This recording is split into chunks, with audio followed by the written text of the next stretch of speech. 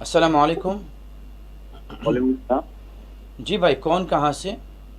ये मैं सलीम नगर मलकपेट से बात कर रहा हूँ, अब्दुल्ला। जी अब्दुल्ला साहब, क्या सवाल है आपका?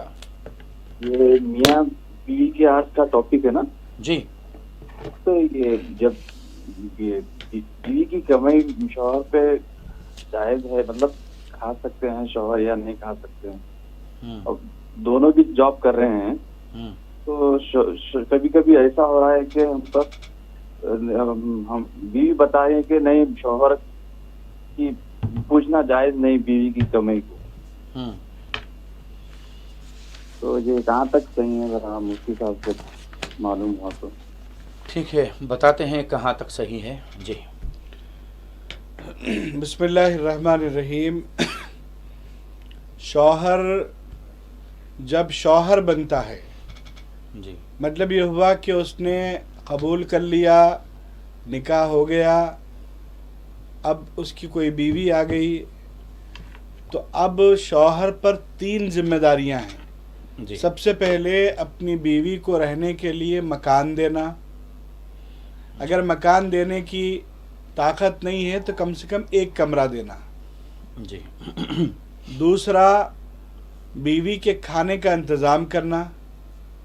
तीसरा, बीवी के पहनने के कपड़ों का इंतज़ाम करना। जी।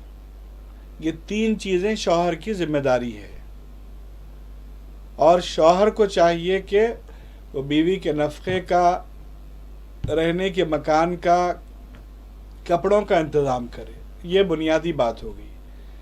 अब इस्लामी दायरेकार ये है कि शौहर कमाए, बीवी घर की ज़िम्मेदारियां निभाए, बच्चों की तरबियत वगैरह पे तवज्जो दे।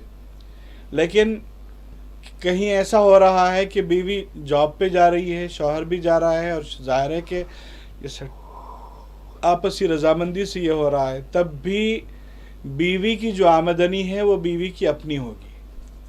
जी। क्योंकि इस्लाम माशी निज़ाम को इनफरादी सतह से जोड़ता है।